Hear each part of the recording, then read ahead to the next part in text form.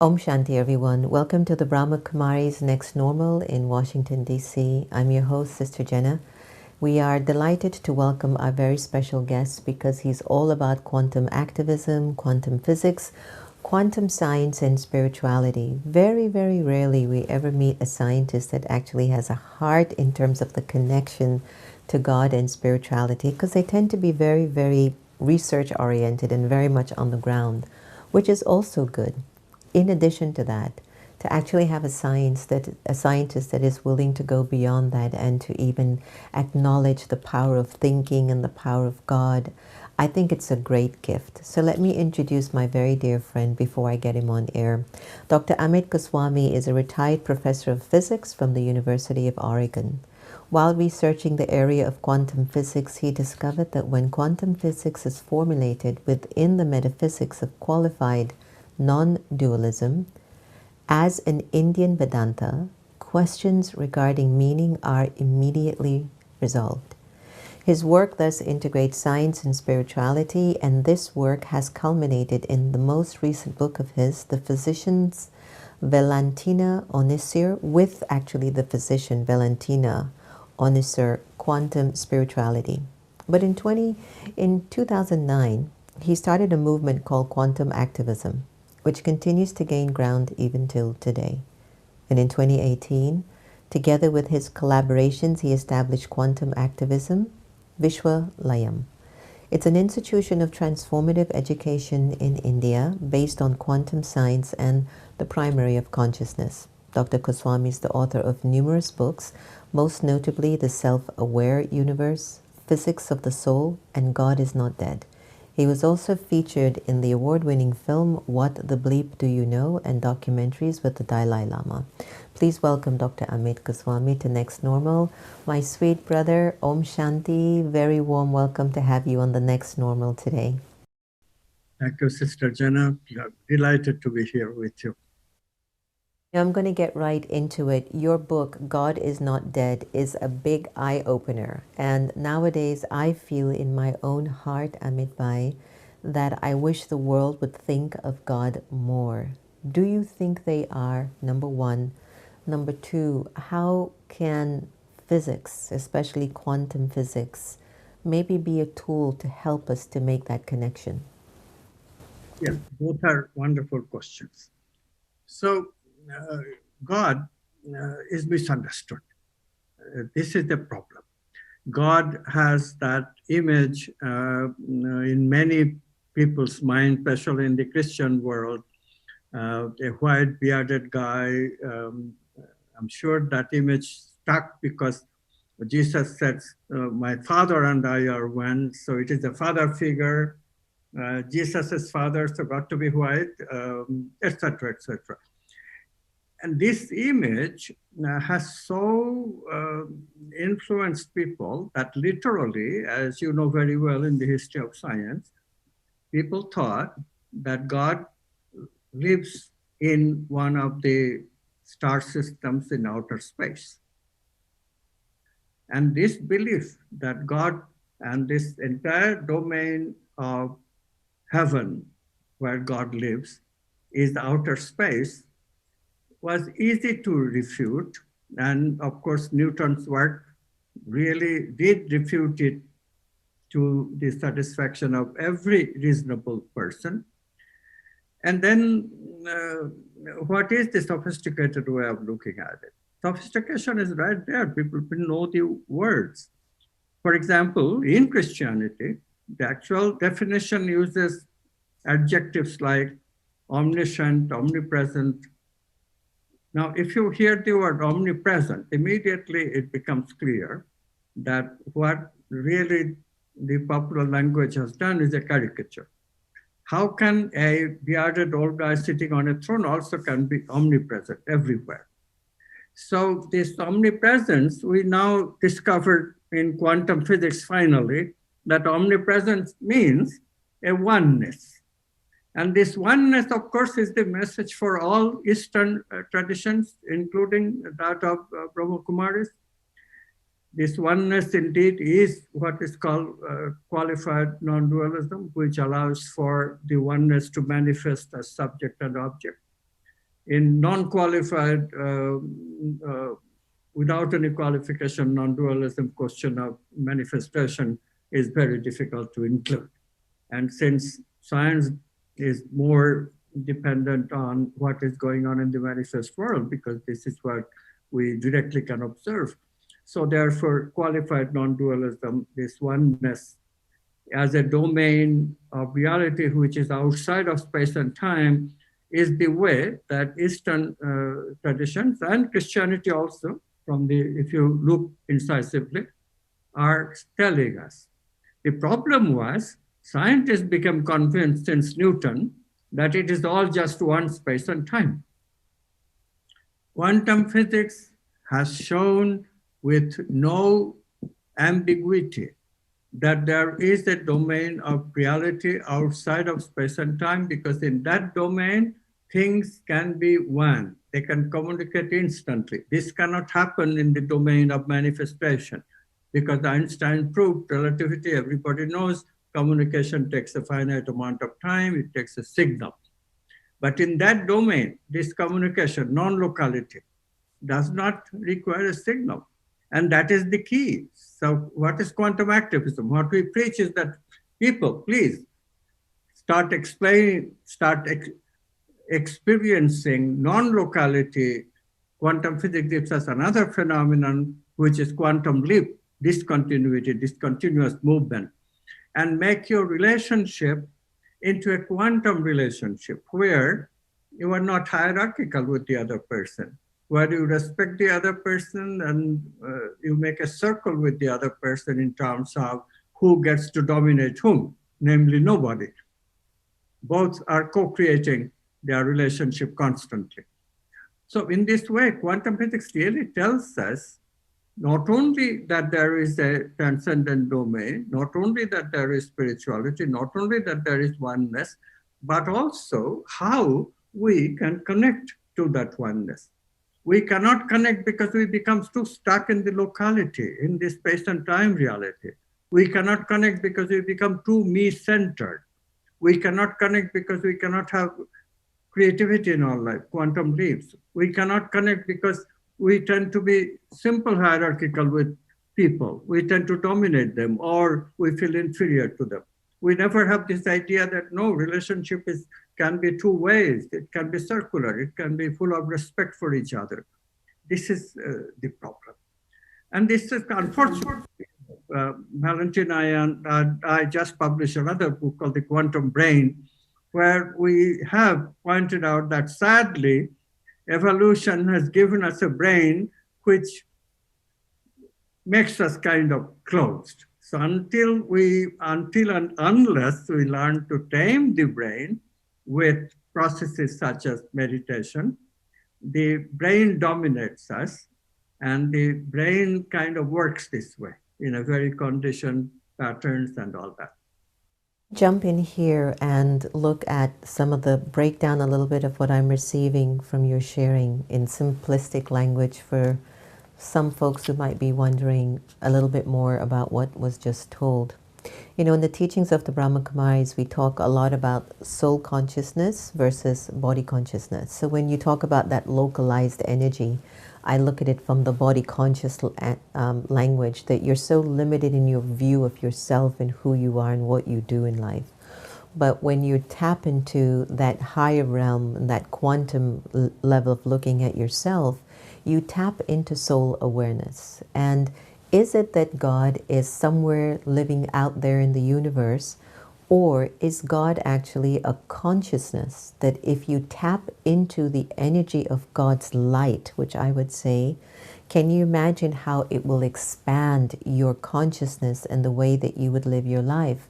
Now, my question to you from what you've shared, because this is how I'd break it down, but my question to you is, you know, does ego ever come into the whole exploration of quantum physics where sometimes, you know, I gain very powerful insights in my meditations and they feel so vast, Amit Bhai, and when I'm out of the meditation, I find myself going into the kitchen and getting a glass of water or making a cup of tea or something, or, you know, sitting with somebody, and it just seems like I become so localized. I become just very human.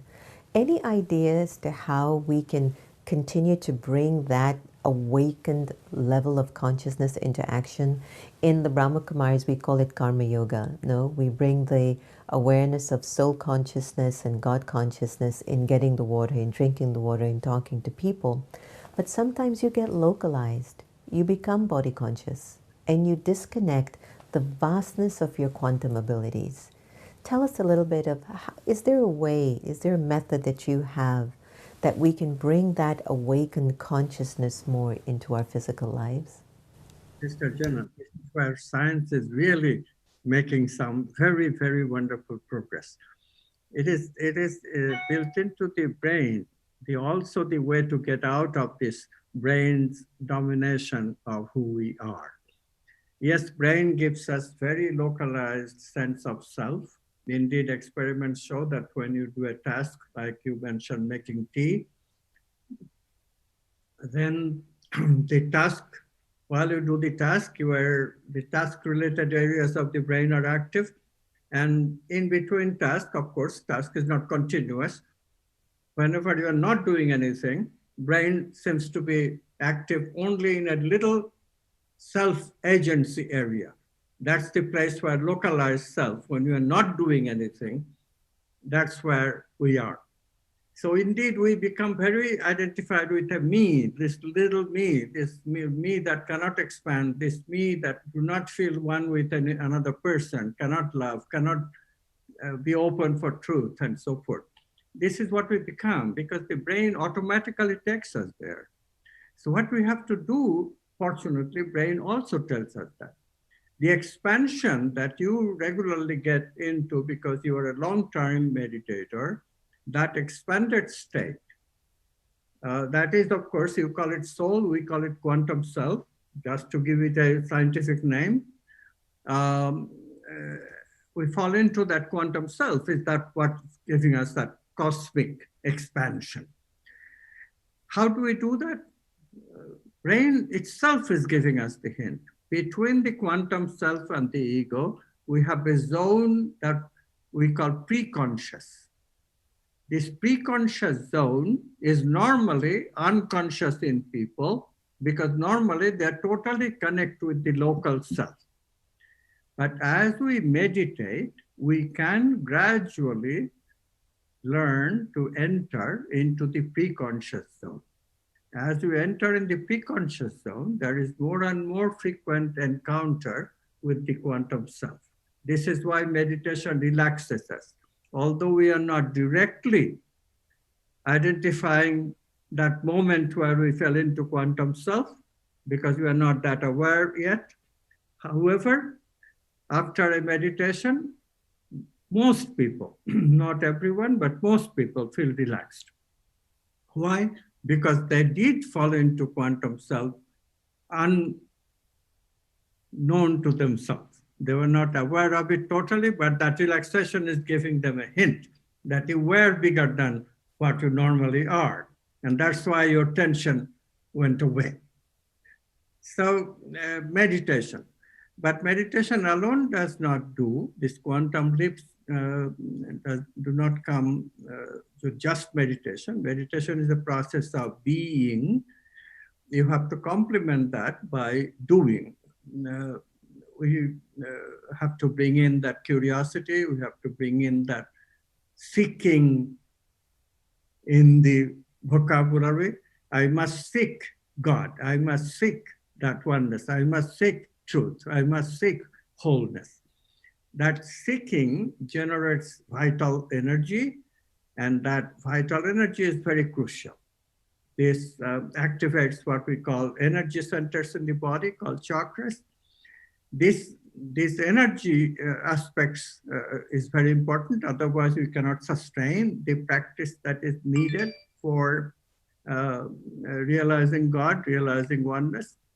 But if we do, then the journey is very clear. We enter the pre-conscious with better and better success. And then one day we arrive at a place where just a little effort, looking at a flower, looking at somebody's face with love will get us into that twilight zone that normally is twilight for people, but for awakened people, that's where they live. So it's not that hard anymore because we have discovered how the science actually is working, how the brain works, how to overcome the brain's domination over us, meditation, creative process. This is all clear using quantum science. So we really have made some progress. So it is only a question of attracting attention. And this is a hard issue because media is so taken by materialism and conspiracy theory. That's the other side of it. What media is doing is just so abominable. Rational, we understand. Spirituality has always been complained that is non-rational. And science rejected the non-rational. What happened? Now people are accepting irrational instead. So the science bargained for, okay, we are going to banish non-rational because materialism is the only rational thing. And what happens? People actually cannot accept materialism either. So what did they do? They run to these irrational conspiracy theories. So we really have done a number on ourselves in our society and culture all over the world. How to come out of it? Well, thankfully, you are there, I am there, many others are there. David Hawking, a psychologist, says 15% of us are already looking for the answers and the right answers, and therefore the world can change. Well said. Thank you so much for that.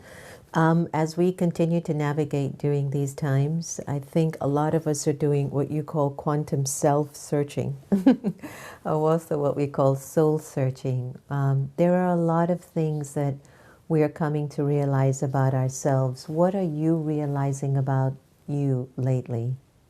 Well, this experience that I had back in 1976, the experience of oneness was followed by something that for a long time became the driving force of my life. Because for entire 2 days, I experienced what can only be called cosmic love.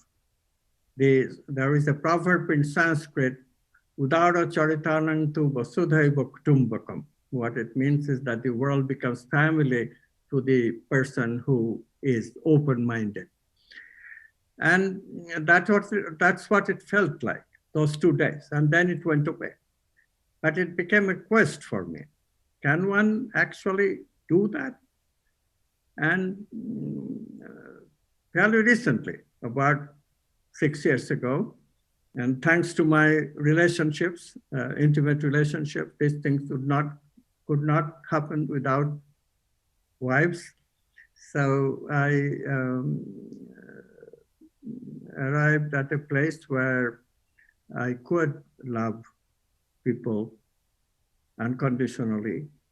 And these things are not to be said aloud very much because people misunderstand, but this capacity that I experienced for only 2 days, now I can experience much longer periods of time. I'm not saying that I won't be contracted sometimes. Yes, I do get contracted, but much of my time I can live in expanded consciousness. And this has been a blessing because, I am 84 and doing a lot of stuff. Teaching this PhD master's program in Quantum Activism Vishwalayam, which is a major amount of work. And Valentina, my co-author in this book, Quantum Spirituality, and I virtually teach the entire curriculum. We have some helpers. They play only minor roles at this stage. And that requires a lot of coordination, memory, and all this. And so I am at a very good place where what is required happens. So I'm very grateful. I mean, the word grace of God, all that justifies really. I mean, that is what does it. I mean, it's not my effort. Relations, that's a good place to be in.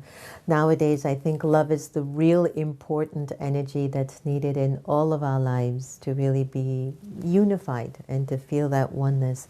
It's just that it slips in and out, you know? Instead of the love comes the attachment, and then with the attachment comes the conditions, and then we have to go back into the quantum self. We have to find our way back into the soul conscious belief system, experience, reality of who we really are. We have to get back to our Om Shanti, I am peace, and then connect to God, you know, and really pull that remembrance and that power of love so we can be more one with each other. You know, division comes because we're not in that place. You know, we're so much in that fear mode, so we keep fighting and struggling with each other. Dr. Goswami, thank you again for being with us and for offering you your wisdom. Do you have any closing remarks that you'd like to offer our audience? If I may, the closing comment is going to be very mundane and a little bit self-serving, because I do want to tell people that what you heard is what we actually teach at Quantum Activism Vishwalayam.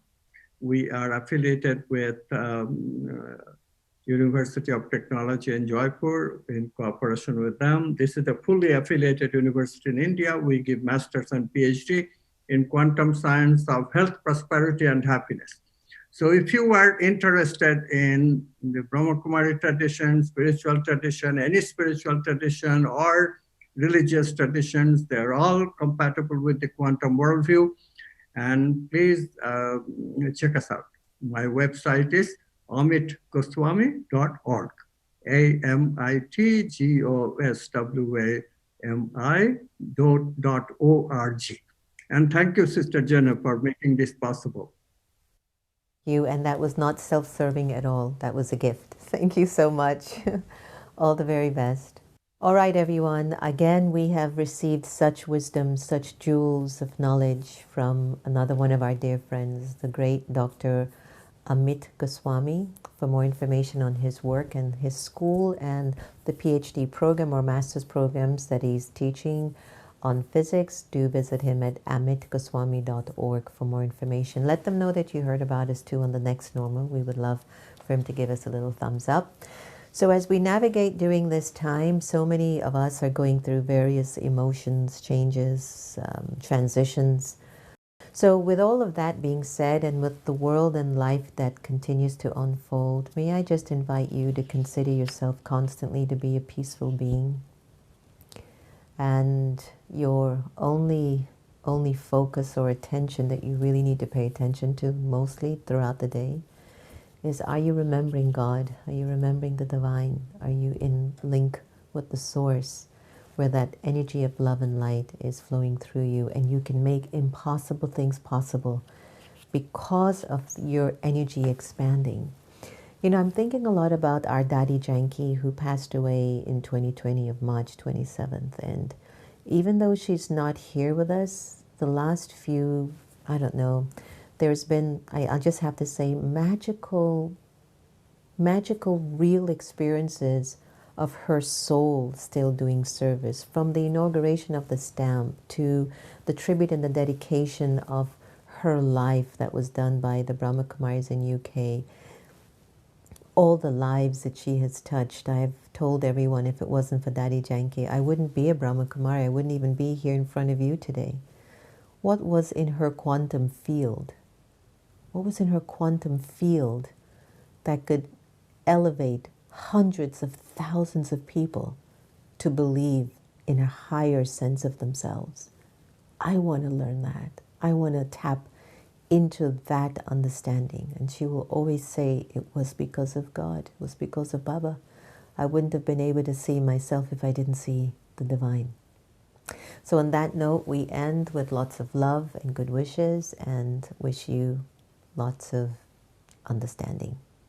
Om Shanti. Take care. Thanks for joining us today.